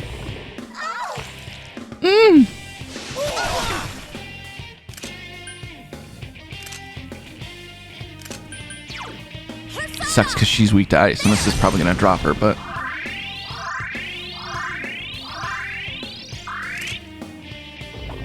Makadu? Oh, nice. She used wind. Okay, are we good? I can see everything about you. Is she gonna do it again? Because that's gonna be a problem. Did I lose? Whoa! What's the deal? Our attacks aren't making a dent! Damn. It's like it's anticipating our every move. Is Riza gonna rise up? I'm completely useless. Yeah, we know Teddy. What the? That power. I think it's scanning us. Oh, this is not good. When you say not good, what exactly does that mean? Woohoo! Analysis complete. Okay, here comes my counterattack. See if you can dodge. Stop it! Where'd Riza go? Do they become the monsters? Like, do the shadows and humans merge? Gotta be kidding. Oh, how are we supposed to win? Are we going to die? Probably. No! Oh, is Teddy gonna step up? Can't die! What can I do? Sensei,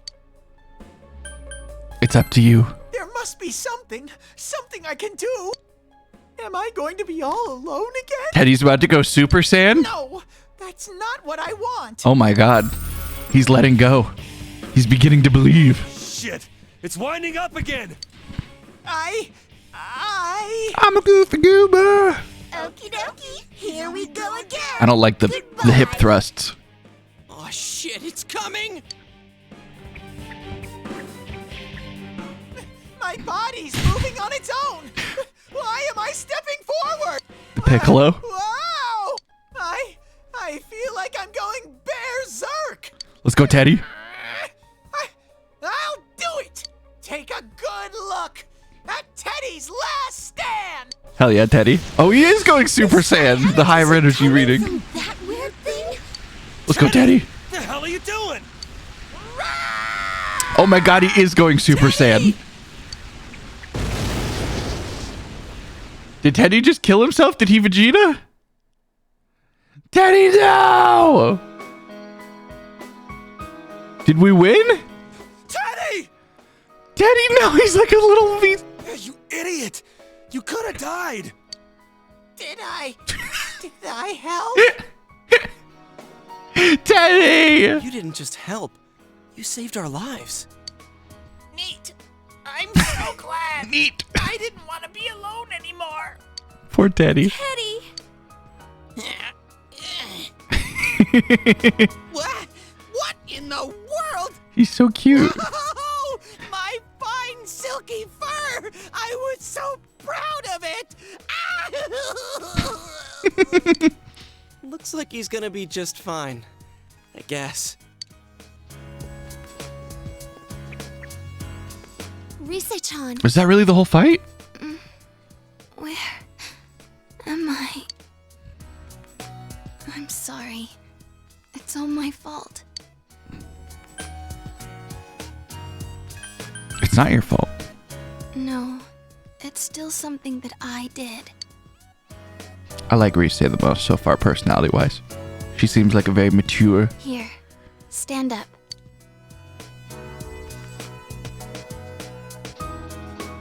I'm sorry.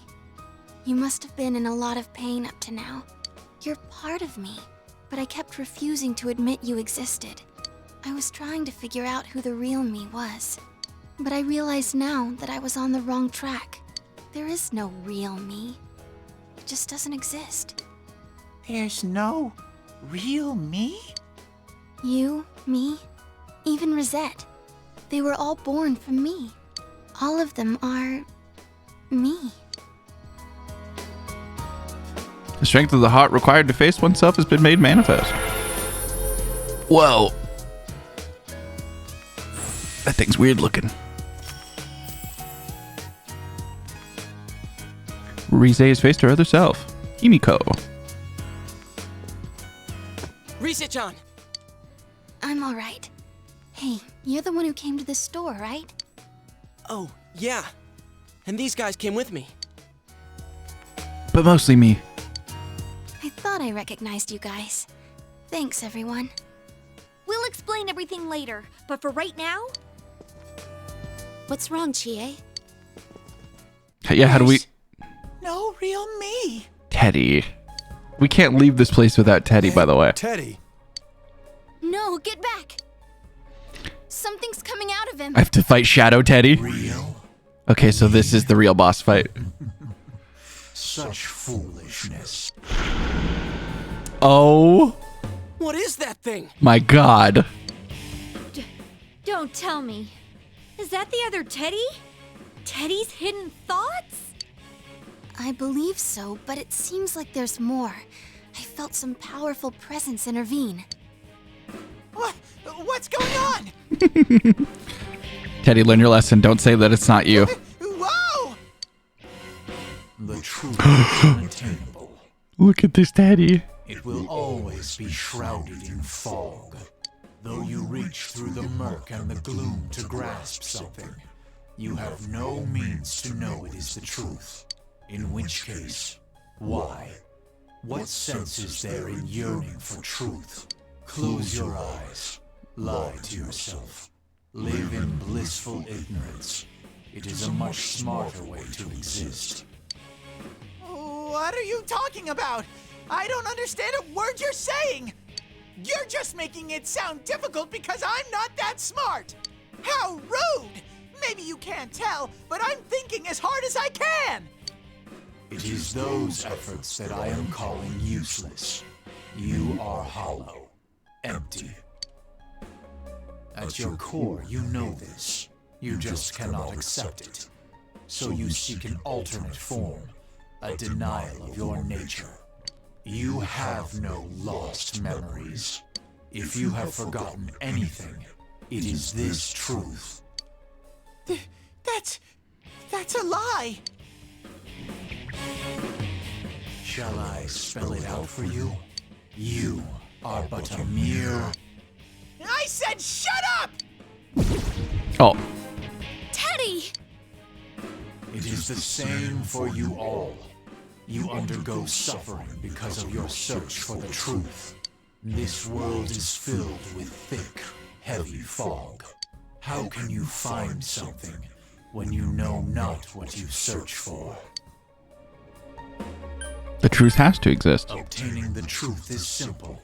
All you have to do is believe that it is the truth. Then I will grant you one truth. Death. You will all die here. You sought the truth, only to find death. Damn it. How are we supposed to fight something like this without Teddy? It's all right. Get ready, everyone. Hey! Don't tell me you're fighting with us! You can't take it! I'm okay. I should be able to take that bear's place. It's my turn to save you all. Oh, is she gonna be like our new info girl? Oh, she is. She's like Futaba from Persona 5. She's our... Oh, God, Teddy! What have you been repressing? I am a you the truth you claim to hold so dear. The inescapable fact of your death here. I guess he was a lot more troubled than he looked. Yeah, you bullied him, Yosuke. Have to save him. Foolish beings, accept your end with dignity and grace. Okay, let's do this. Sorry, Teddy. Oh, that's not a good start. Please be weak to something, Teddy.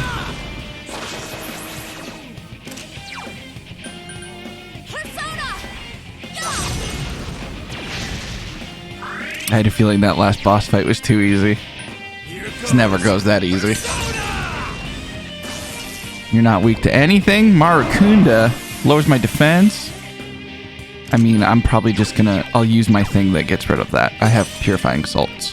Alright, ice is all we haven't tried. Let's try it. I need something that does dark and light. Oh, it healed him.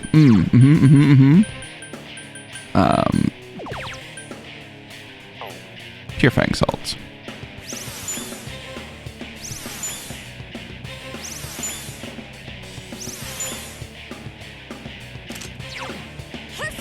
Okay, no ice. Not doing a lot of damage to him now that I'm really looking at it here. Heat Wave. Oh, that did a lot. Ikaja. I don't have any stat boosts, dude. Okay. Okay. We're going to switch back to Ares. Because I nullify physical damage, so. Let me use something to heal. I'll use some medicine. Or, medical kit. Or no, nobody's really that low except me. Whatever. I'm doing it. Not taking chances. I don't want to redo that fight. Hold on. Okay.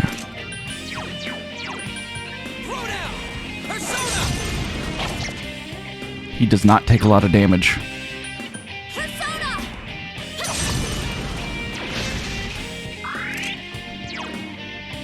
Here goes.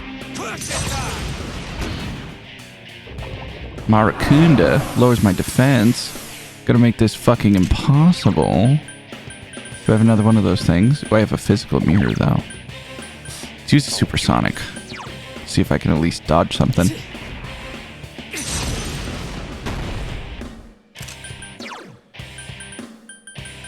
How are we supposed to beat this guy? It's kind of ridiculous.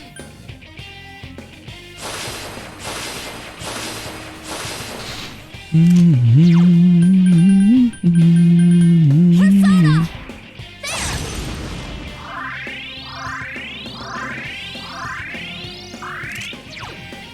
goes. I hope I don't just get... I mean, my main character won't get one shot. Oh, I countered. Nice. Okay. My main character has counter and he has resist physical. So, like, I won't get one tapped. But I have to be really careful because I do have 2 revival beads. Okay. I was going to say that I don't have revival beads, but I do. Thank you.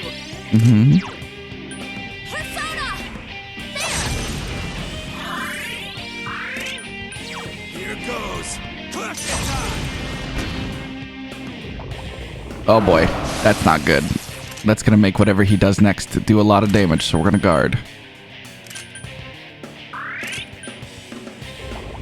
Mabufulu. Oh my god, it still did a ton. Okay, it's fine. We living.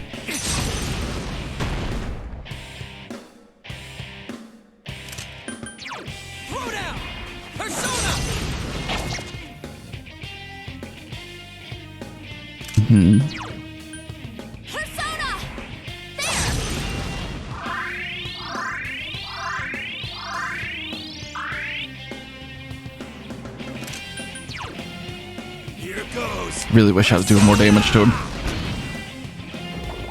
Foolish Whisper. Silenced my healer. Cool. Well, let me do something about that, huh? I think I have something that does something about that. No? Fuck. Oh, there we go. The Yabbage. I'm sorry. I can't have her silenced. I'll just lose. I need to heal every turn.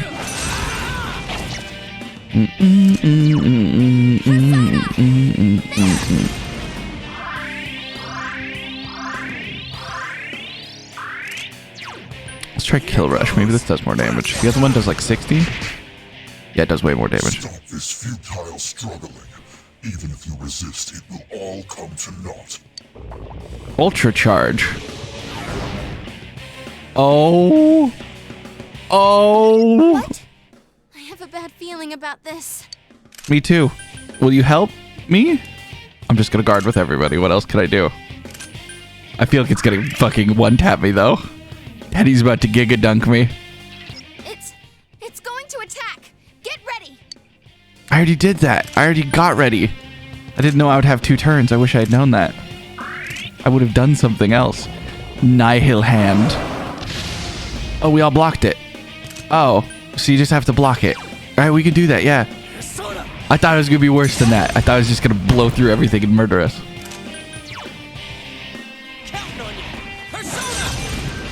Does this mean Teddy's going to be able to join the party? Because he's going to have a persona now. Going to keep me topped off. I'm going to be safe. I have all this mana. I have all this health. No reason to risk it ever. Here goes. Kya, kya, kya. Nope. Marakunda.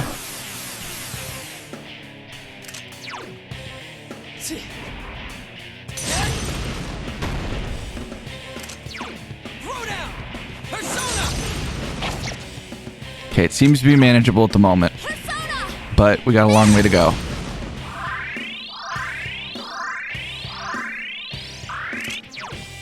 Here goes. Persona! Oh. Okay, we're fine. Thank God that doesn't one-shot fucking Yukiko, or else I would lose. I need her alive.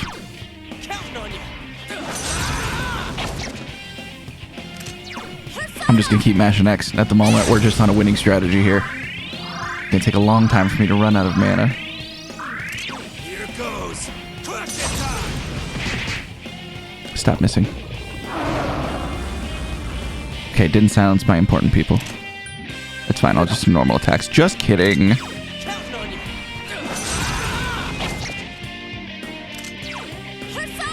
Persona!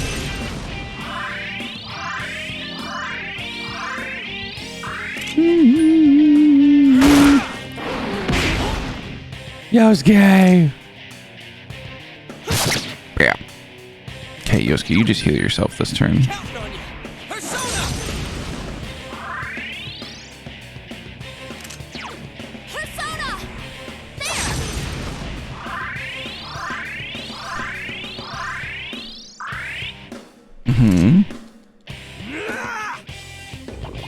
Marakunda.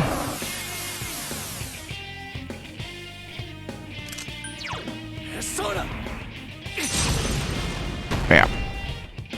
Hopefully I just have to get him to halfway because this is going to take fucking forever. And I already got the other boss to halfway. It's only fair.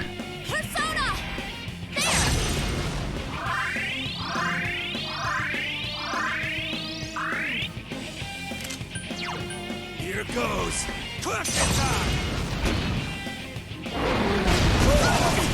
Ugh.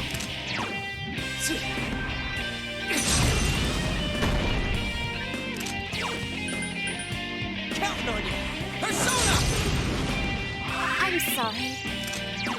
Persona!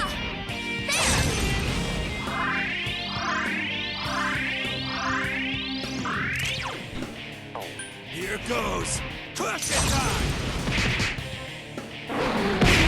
Okay.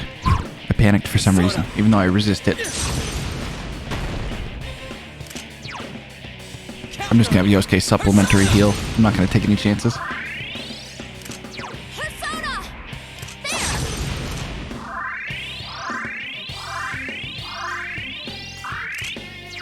Here goes. Noise. Oh boy, this is going to hurt. I think fucking Kanji might die to this, but we'll see. Oh good, his defense went back up, luckily. Mabufula. Ouch, ouch. Nope. Didn't do anything. Nice. Persona! 「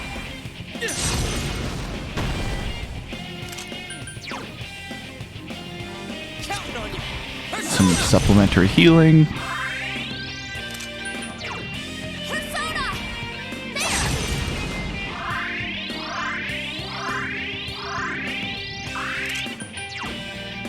Here goes Persona! What? How can you summon such strength for such a futile endeavor? What? What does that mean? What?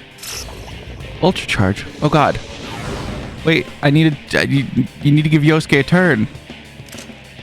Okay, I'm gonna be ballsy and assume that I have 2 turns like I did last time.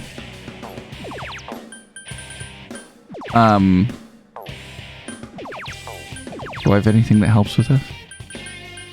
Can I hit him out of his big move he's doing? I think Yosuke should be up in time to block. I'm still gonna heal everyone up though. It makes me feel like I can do something because it takes 2 turns to charge. Like, can I hit him enough that he'll like explode? Okay, here it comes. Yosuke, get the fuck up. Okay. Who do they think they are?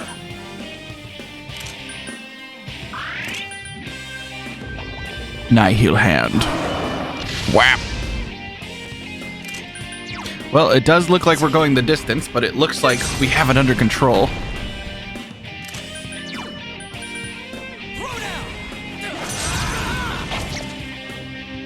We are killing him faster than we are draining our mana. That's all I know.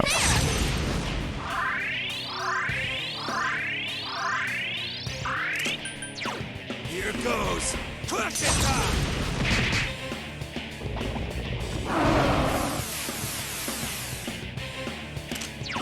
Persona!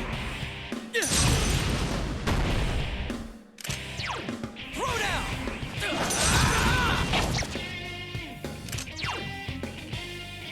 I'm gonna be greedy, even though I shouldn't.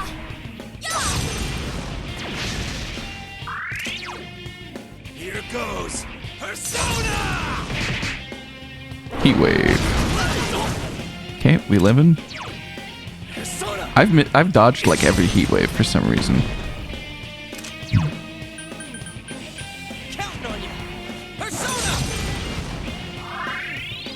I'm gonna have her diorama herself.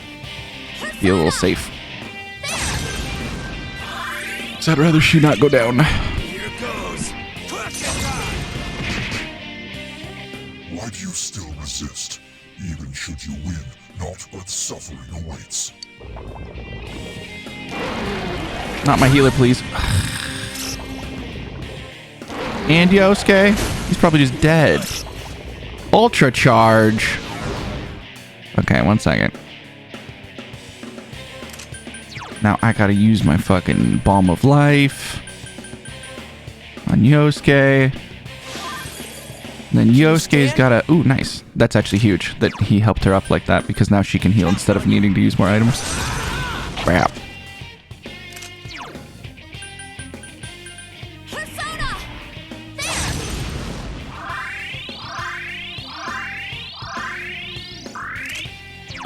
Here goes Persona! Okay, don't hit triangle and completely throw your run away. Because if I hit triangle and skip my main character's turn, I'm pretty sure Nihil Hand will just fucking instantly kill my team. Due to the fact that it does no damage if I block it, I have a feeling that that means if I don't block it, I'll just die. It's like an all or nothing kind of situation here.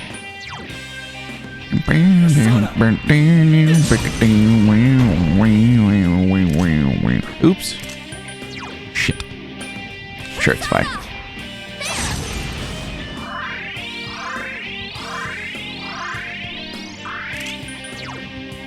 Here goes Whap. Okay, we're almost there. 3/4, give or take.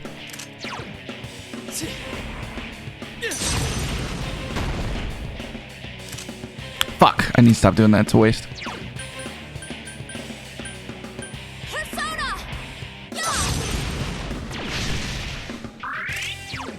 Here goes Persona! He's starting to look funny. Okay. Persona!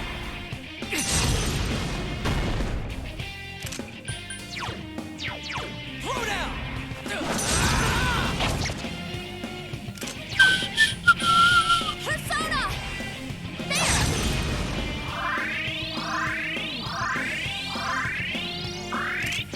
Here goes. Crushing time. Oh my god, please stop. I don't even know you.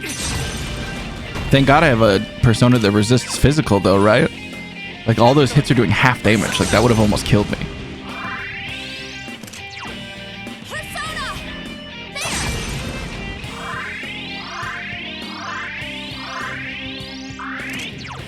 Here goes. Crushing time.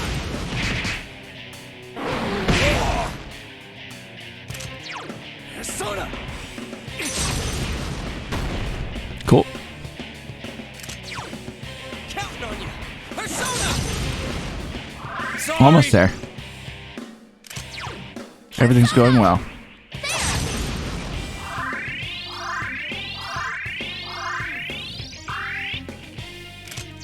Here goes. Bam. Oh boy. Well, we're all full health.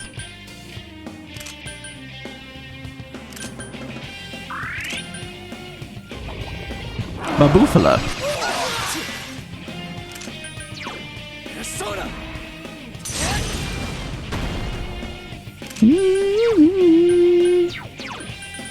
Throw down. Persona. Persona!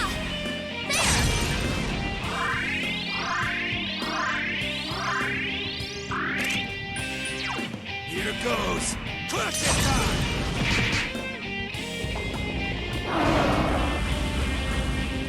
Nice. He fucking whiffed. Persona. We're almost there. Why did I choose hard mode? What a fool I was. And then we'll take a break after this. I'll probably play a little bit more today, but today, you know, this has been a lot of grinding. Here goes. Crushing time. Didn't we just do this, bro?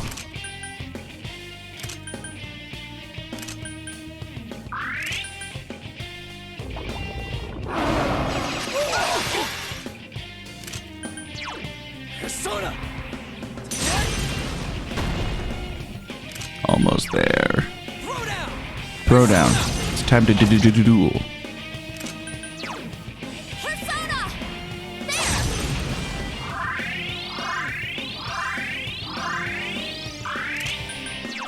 Here goes.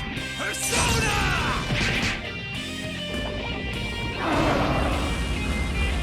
Damn it. Sounds my healer again. Do I have anything to deal with that? Do I have any more of those yabbages? I don't. We don't like that overall. Why? Why do that, huh? Why not just fucking hit him, you know? Just end the fight?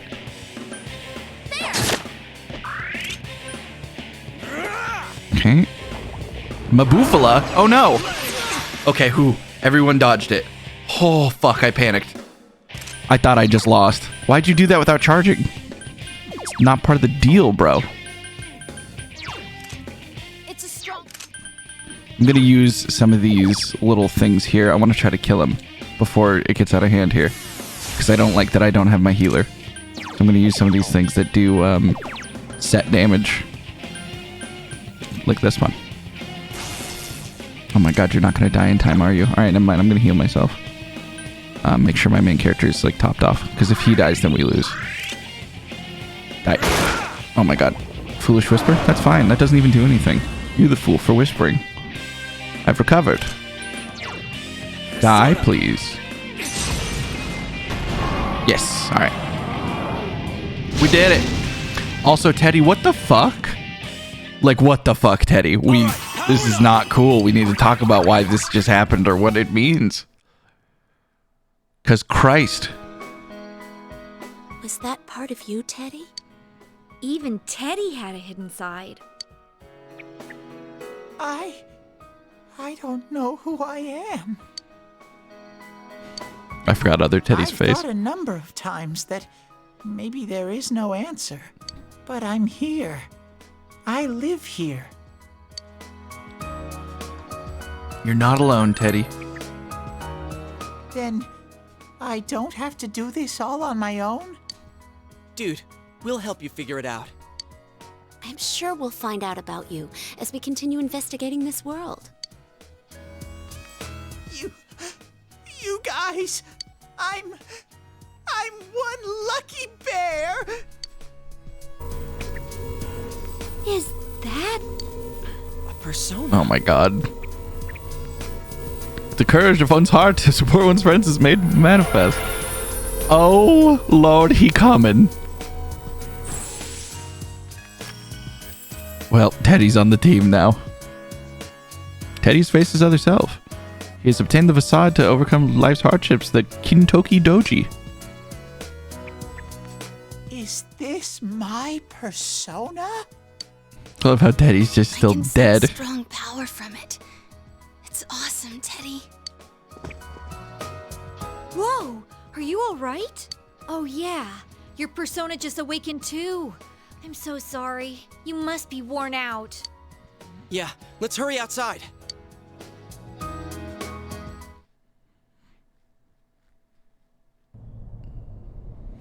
Are you feeling okay, Risa-chan? We're almost outside. I'm alright. I'm more worried about Teddy. You okay there? We gotta go back for now. I want to be alone for a while. Hey. My beautiful fur is all rough and coarse, and my nose hasn't been working too well either. So while I wait for my fur to grow back, I'm gonna train hard. Nobody can stop moi. Here goes. Ah. What's gotten into you? Don't talk to me. Please, one more set. Another one. Leave the dude be. Comes a time when a man's gotta stand on his own 2 feet. I'm not sure this is really one of those times. Well then, Chie and I will take Risa-chan home. I can do it. She'll need a lot of rest. We can talk after she regains her strength. Well, good luck, Teddy. Just kick back and wait for my wonderful comeback. Peace out. Good luck. How are we gonna leave? We need the TVs. Teddy. I said this before, but I can sense something special about you. Sensei, there must be something that only I can do. That's how I feel when I'm with Sensei. That's why I'm gonna get stronger to find my special thing.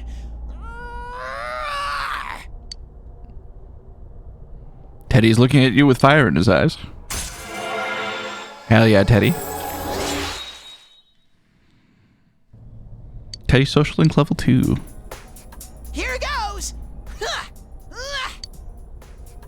You should leave him be. In any event, you were able to rescue Rise safely. Now you must wait for her to recover. Whew. Alright. Taking a break. 1 second save. He's back! Whoa there. Careful now, Dojima-san. Ow! Damn it! Who built a step here? That'd be the carpenters, sir. Come on, don't take your anger out on the house. That won't solve anything. Get out of my house, Adachi. Woo! I'm home! Welcome back. Oh, hi, Nanako-chan. Sorry, but could you go get his futon ready? Listen, I'm not going to judge him. This is the first time he's come home drunk in like the 2.5 months I've lived here. He's allowed to have a day off, all right? Saturday. Whew. I think he had a little too much to drink. How else am I supposed to deal with this crap? Friggin' fancy-talking kid. I've been in this line of work since you were all learning your times tables. The prefectural police sent in special investigational support. Because, you know, we haven't really made any progress on the serial murders since they started in April. Nothing's happened. Special support is supposedly a hotshot detective from a well-known private agency. Well, you should have seen the look on my face when I met him. He's only a kid your age. I hear he's a pretty sharp cookie, though. Oh, he's a brat like any other. Ain't nothing he can do to help. He goes on and on about deductions and deductions. Ace or no ace, the prefecture ought to be more careful about giving us brats to babysit. Condescending bastards. The kid said as long as he can be of assistance in solving a difficult case, he won't require a reward. Well, you can imagine the shine the higher-ups took to him after that, so we can't exactly turn him down. Gadachi! Sorry. Yeah, my big mouth. You run your jaw like this is all some kind of joke. It's your fault to begin with for jumping the gun and hauling in that peeping Tom. Oh. And you can take your share of the blame too. Always wandering around crime scenes whenever something happens. You were scolded by Dojima. His futon's ready. All right, Dojima-san, up and at 'em. Nanako-chan got your futon all ready for you.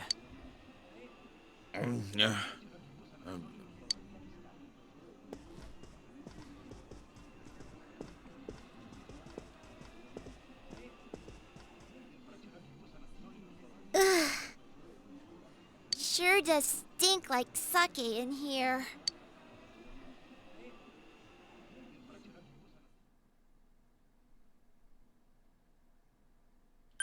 Saving. Perfect. Alright. See you next time. Good luck.